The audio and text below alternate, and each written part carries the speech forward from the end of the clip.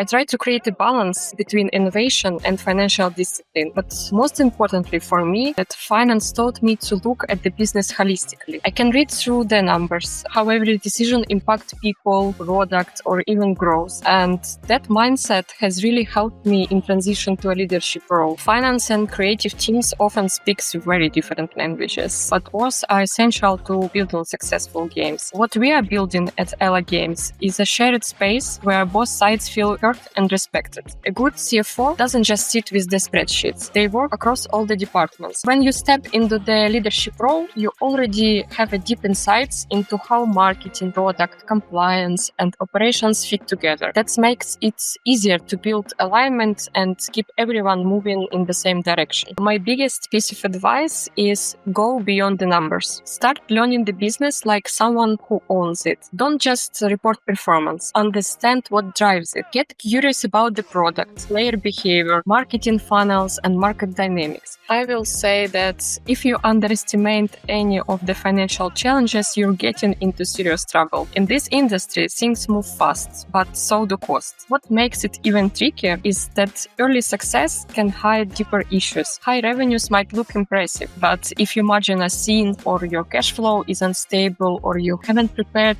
for regulatory shifts, you're always one surprise away from a crisis. Because in iGaming, growth without a strong financial strategy isn't growth, it's a risk. My personal advice here, try to be prepared for different scenarios. Make A, B, or even C financial and action plans to cover all possible risks. For me, staying close to the business is not optional, it's kind of essential. I make it a priority to have regular direct conversation with teams across the ELA Games departments. I want to hear their challenges, what's working, what's not, and where they see the opportunities. Because those insights are incredibly valuable and often don't show up in reports and dashboards. Building a strong team, this is not just about hiring the best people according to hard skills. It's actually about to create conditions for them to do their best work and to do it together.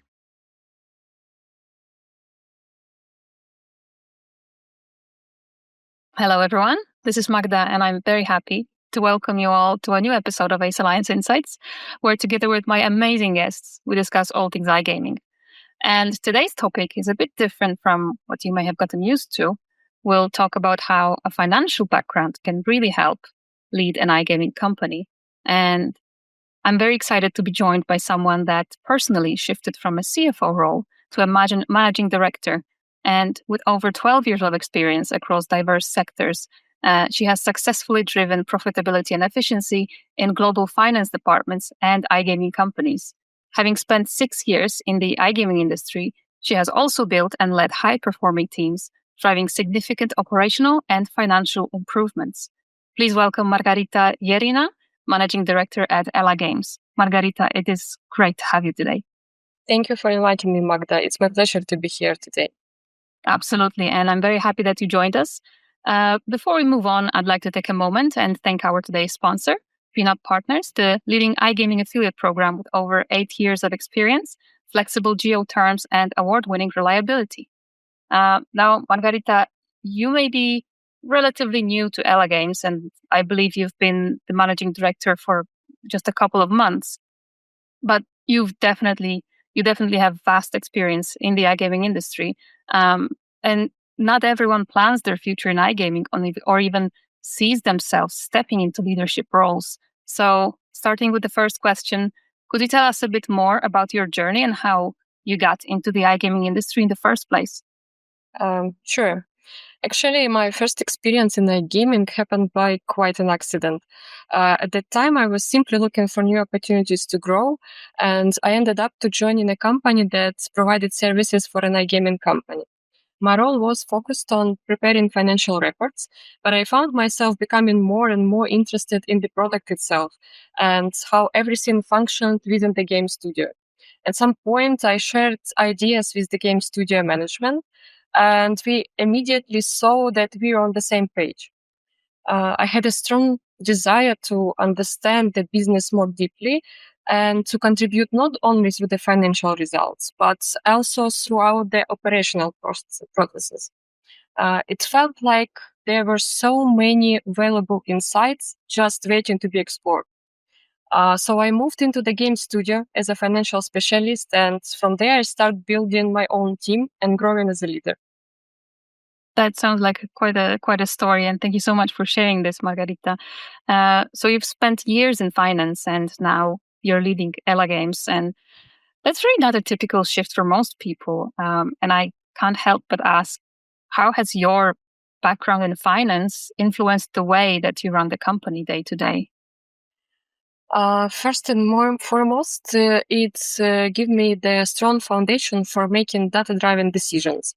I'm very comfortable working with numbers, analyzing trends, and understanding what is really going on behind the scenes, not just relying on gut feeling. And this helps me ask the right questions, challenge assumptions, and stay focused on long-term, not just short-term wins. Also, having worked in finance, I naturally pay close attention to budgeting, return of investment, and resource allocation. It helps us stay efficient, especially in a creative environment like a game studio, where it's easy to get carried away with ideas. I try to create a balance between innovation and financial discipline. But most importantly for me, that finance taught me to look at the business holistically. I can read through the numbers, how every decision impact people, product, or even growth. And that mindset has really helped me in transition to a leadership role and guide the company with both logic and empathy. Yeah, that is a great story. And to be honest, I think this is quite an advantage when you already have this sort of better overview and like you said, the focus on the long-term business goals, and so that you don't get carried away, like you just mentioned. And this is really amazing. And I'm also very curious, with so much going on in iGaming, like regulations are changing all the time. There's new technology. There are player demands. What's the biggest challenge that you face as a managing director? Actually, that's a great question. And you're absolutely right. The gaming industry is incredibly dynamic. And one of the biggest challenge I faced as a managing director is staying flexible while keeping the team aligned. The landscape is constantly shifting. It requires quick decision making, but also a clear vision, so the entire team doesn't lose focus and in all this house. Another challenge is prioritization. There are always 100 excited ideas sliced on the table, new features, games, markets. But as a leader, I have to constantly ask, what will actually move the business forward? What aligns with our long-term goals? It's a lot of pressure, actually, but also incredibly rewarding when the team sees that the effort pays off. And at the end of the day, I think the biggest challenge is also the biggest opportunity. Personally, for me, it's all about self-development and professional growth. Absolutely right. And I think one challenge that many iGaming companies face is getting finance and creative team to speak the same language. Like you said in your previous answer, you may get carried away when you get too creative, and there has to be someone, like holding you back, like wait wait a minute. So you've sat on both sides right now, operations and leadership. What would be your advice to make sure that the business side stays aligned with the creative process without becoming too restrictive? Yeah, finance and creative teams often speak very different languages, but both are essential to building successful games. What we are building at ELA Games is a shared space where both sides feel heard and respected. That starts with transparency. Make sure creative teams understand why certain business constraints exist, and help finance team to see the value of this experimentation and innovation, even when finance don't see return of investment immediately. What really helps us to is to set in common goals, not just department KPI. When everyone is working toward the same outcome, it becomes easier to align. You move from finance says no to how we can make this work in a smart and scalable way. Also, I think that bridge roles is incredibly helpful. People who understand both worlds can translate the conversation that might feel like roadblocks. And after all, it's all about building trust. When teams trust that their input matters and they working toward the same vision, alignment becomes more and more natural and sometimes even fun. That's absolutely true. And I feel like there are even so many memes and jokes, with marketing teams saying, oh no, but the legal has to say the first word first, or the finance team needs to say something. We may want to be super creative, but there are, like you said, certain constraints, and it's so important to explain why they exist in the first place. I absolutely agree with you, Marharyta. That's really solid advice. And I'd like to shift a bit and talk about the role of finance in leadership. And as I read, the Christ Calder Associates Volatility Report in 2023 found that among the 674 companies comprising the Fortune 500 and S&P 500, 8.4% of vacant CEO positions were filled by CFOs. Now, a lot of iGaming founders come from product, tech, or even creative roles, and you bring something completely different to the table. What do you think gives someone with a finance background such a unique advantage in this space and in such a role? Some kind of incredible amounts you shared with us. Thank you very much. I'm impressed that it's so low. It needs to be higher for sure. Because finance may not be the traditional path in gaming leadership, but I think it's a powerful one, especially when combined with curiosity and the passion for the product. I felt deep down that I had to understand and to see the whole picture, like not just where the company is today, but where it can go and how to get there sustainably.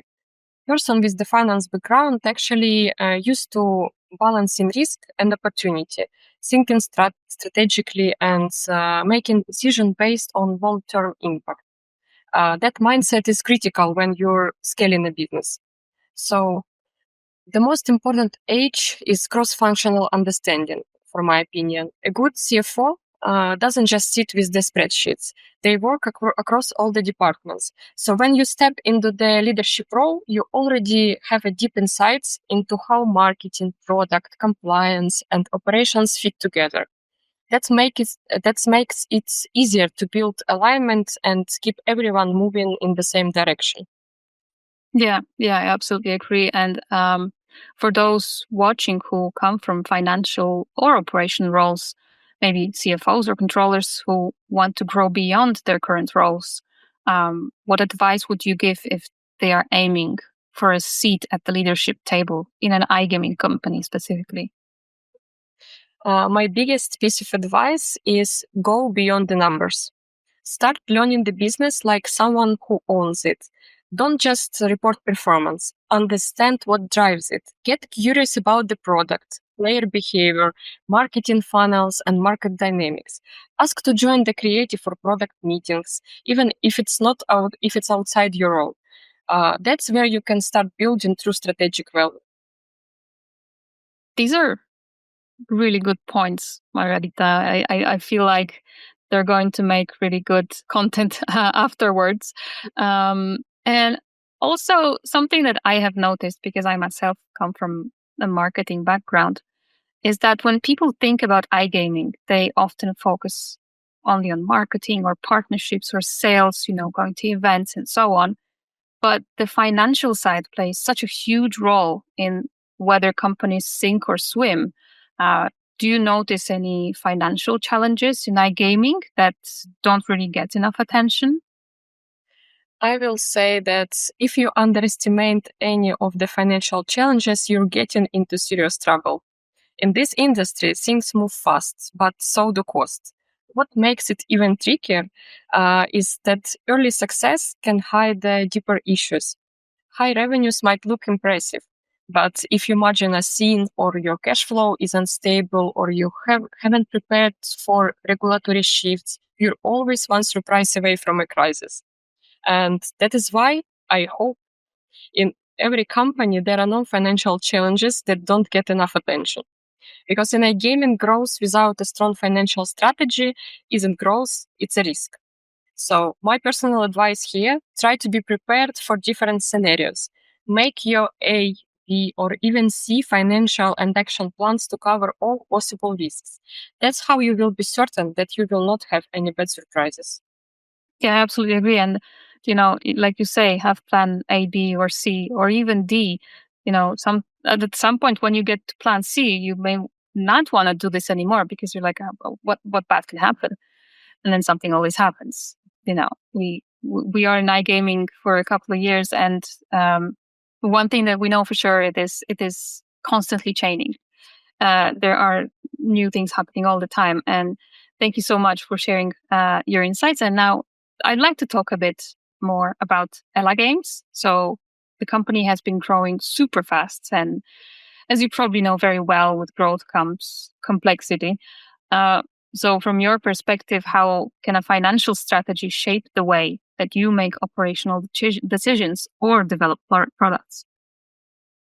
Actually, during our conversation, I already shared some tips that describe my vision and, of course, the way we build now our processes at ELA Games. To add here, I can say that our financial strategy is not just about managing or cutting the cost. It's a framework that helps us prioritize, stay focused, and scale responsibly. As we grow, every operational or product decision is viewed through both a creative and a financial lens.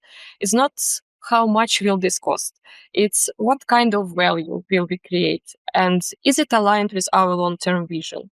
This helps us be more selective and intentional about where we invest the most valuable things. It's time, talent, and budget. Absolutely. And I'm actually curious to know, like, because you really do focus on long-term strategy. Do you recall any kind of situations where you had to kind of stop your team member from only looking at the short-term goals? Is there something that you remember? Um, I cannot remember the exact situation, but sometimes it happens a lot because if you are not involved, your team members or team leaders for the whole company situation, they are looking for their perspective. Development looks from the development side, marketing from marketing.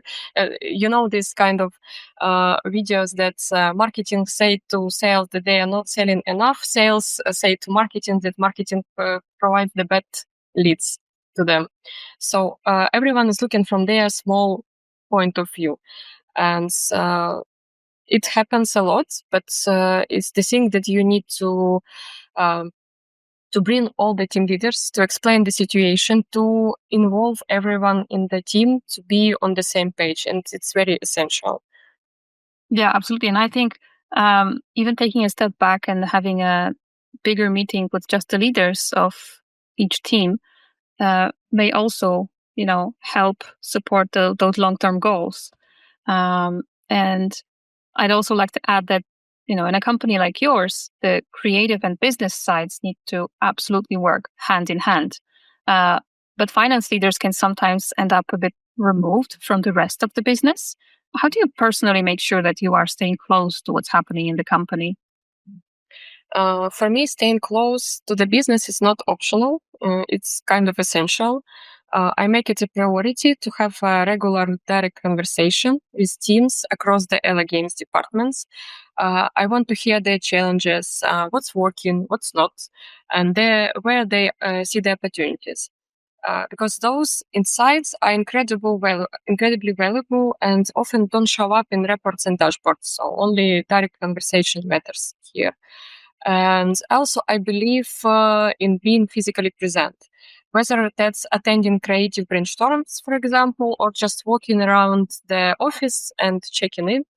It keeps me connected to the pulse of the company and helps build trust as well.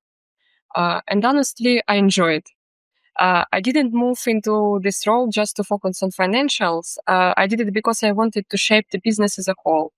So staying close to the people that are building it day to day is one of the most fulfilling part of this job.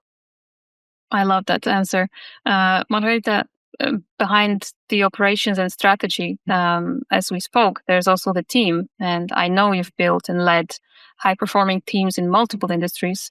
What do you think makes a team in iGaming thrive, especially under high growth conditions that many iGaming brands face nowadays? Nowadays, teams need more than just the hard skills. This is my opinion. They need to be adaptable, proactive, and deeply aligned. First, clarity is the key. Everyone needs to understand not just what they are doing, but why it matters. That's what we are talking during all the conversation. Second, it's the personal motivation to grow. It's really essential. When team members feel like they contribute and their achievements are valuable, they show up differently and they can make really incredible things. And finally, the last but not least, trust and transparency are everything. In high growth environments, things don't always go according to the plan. And it's actually okay. That's why we're preparing A, B, and C plans. What matters is how teams communicate, how they support each other or stay aligned through change. So for me, building a strong team, this is not just about hiring the best people according to hard skills.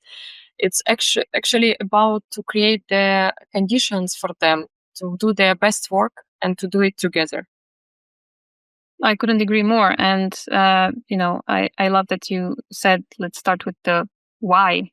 Because, at the end of the day, we all play in the same team and our goal is exactly the same. So it is so important to, value your employees, like you explained it.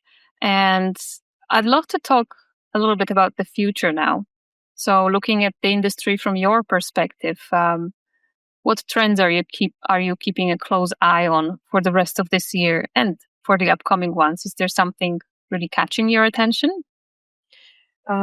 Yes, I guess it's two things that I want to pay attention.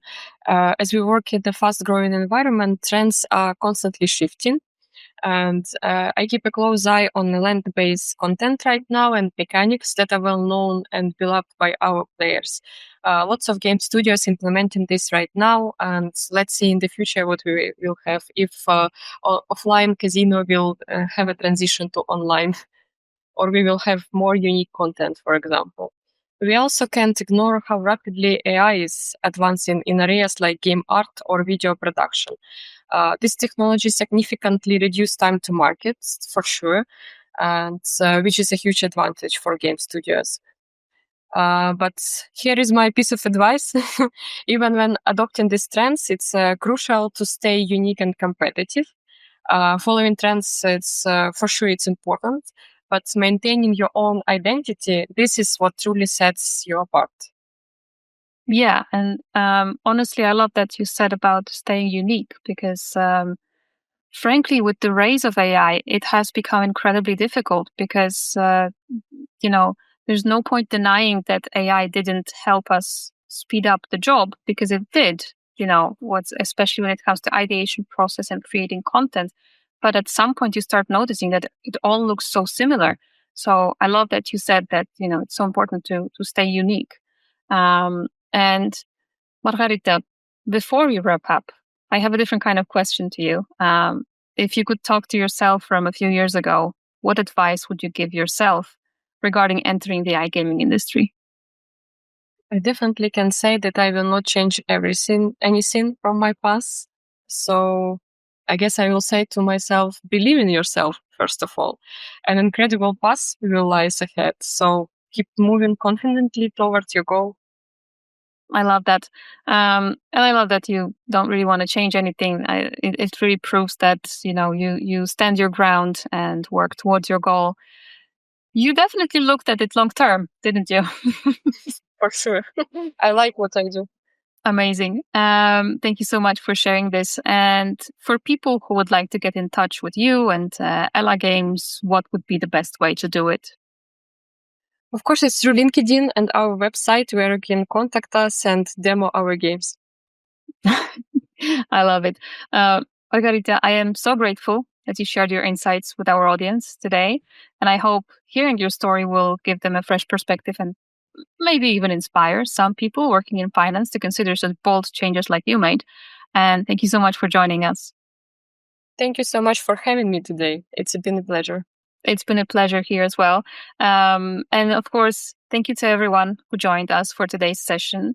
For those of you who would like to experience iGaming networking like never before, we're hosting the Ace Alliance networking event in Riga on August 14th and 15th. Marharyta, you're of course invited. You and your team would love to have you. It's only a month away. And it's an exceptional experience where iGaming networking will meet your perfect summer getaway.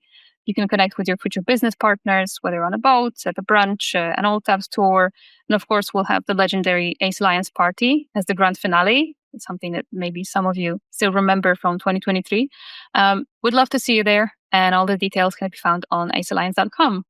I'd also like to thank our today's sponsor, PIN-UP.PARTNERS, for making this session possible. Of course, don't forget to follow Ace Alliance for updates on more sessions like this one. And I'll see you all at the next episode of Ace Alliance Insights. Have an amazing day.